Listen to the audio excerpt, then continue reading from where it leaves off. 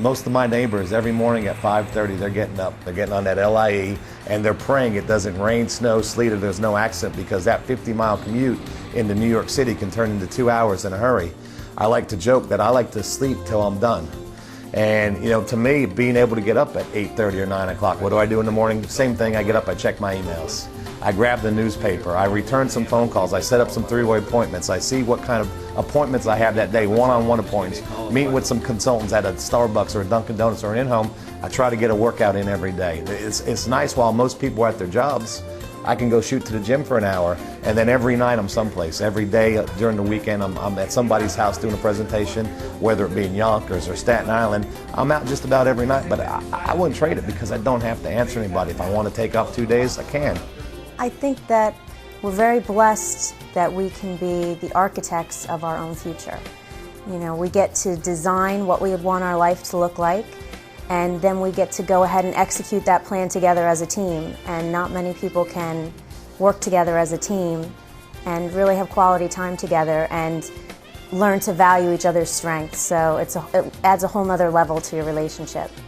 I got a phone call back in October of 2006 from a great friend of mine, Brian McClure, a gentleman that I'd worked with back in Excel Communications. We weren't part of the same team, but I got to know and respect Brian. He was a gentleman that had no financial interest in helping me, but he went out of his way anyway. And to be honest with you, he was probably the only person that could put a call into me and get me interested in another network marketing company. And because of my relationship with Brian, he had my attention from the first time he called.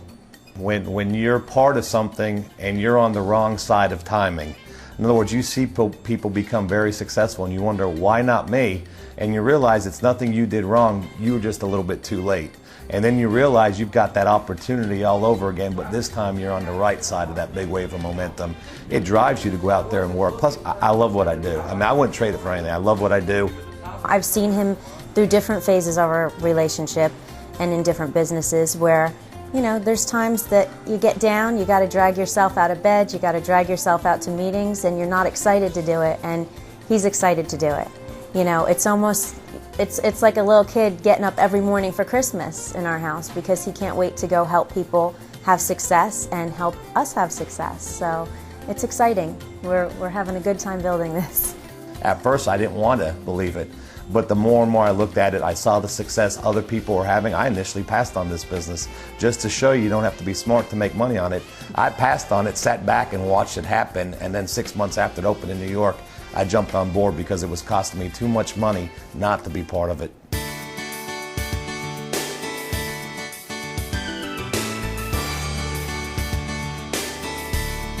Well, I'm an early riser, so I'll get up a little earlier than Ray does in the morning. And I'll jump on the computer then and get some of my office work done. If he needs a PowerPoint presentation done or a spreadsheet or anything, I'll try to get that done in the morning. And we'll have breakfast together and we'll go over our plan for the day, figure out what we're going to do for the day. And then, usually throughout the day, whatever was, the culmination of our conversation in the morning, we'll just be doing that throughout the day. She makes it easy for me to just go out there and focus on building a business and staying positive, and picks me up sometimes when I'm frustrated, when things don't always go the way I need them to. And it just makes my job a whole lot easier. My focus is going out and building a business, and she basically, whatever I need her to do, she's there to help me out. And I can't thank her enough because, again, it makes my job easy. And a lot of times people give me a credit, but the credit needs to be passed on with her because, again, there's no way I could do what I do if she wasn't there supporting me. When people have issues with their spouse, you need to reinforce that the long term, the big picture, that this is going to allow us to have a lifestyle that most people can only dream about. You are going to pay a price. Financial freedom does not come easy. There's going to be times where, we'd rather be out at the beach or at a movie on a Friday night, but I'm doing training. But we focus on the big picture. We focus on having a family and not having to answer anybody.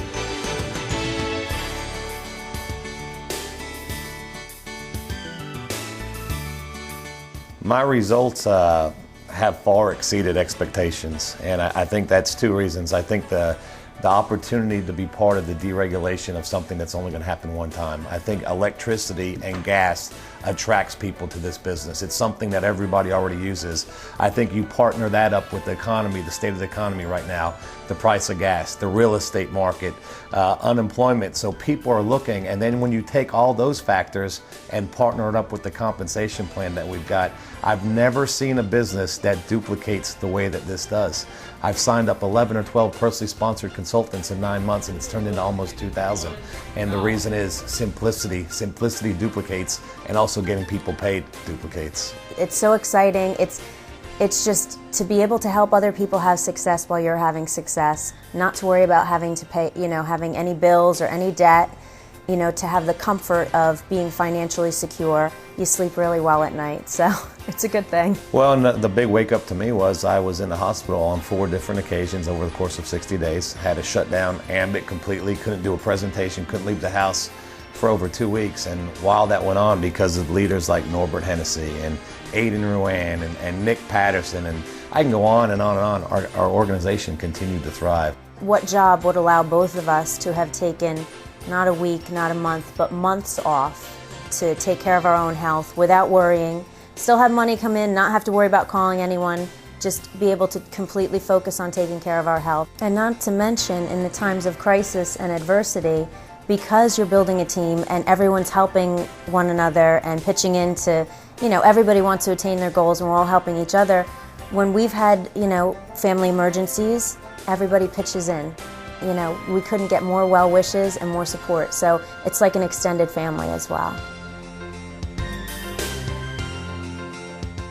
I understand timing of an opportunity, and right now I don't think there will ever be a sweeter spot with Ambit. We're a 2-year-old company. We're getting it ready to expand into other territories. We're starting to become well known, the leadership that's in place. So it's a young enough opportunity where the sky's the limit, but it's an old enough opportunity where all the issues that most startup companies go through, they're already worked out. So our personal goal is to put our heads down and do an all-out sprint for the next couple of years, but also help a whole lot of other people get promoted, help people get in position. 10 months in, I still haven't figured out what the catch is, but this is about pouring yourself and helping other people, caring more about their success than about your own. And if you do that, you'll have a team of great leaders, and they'll do the same and help other people.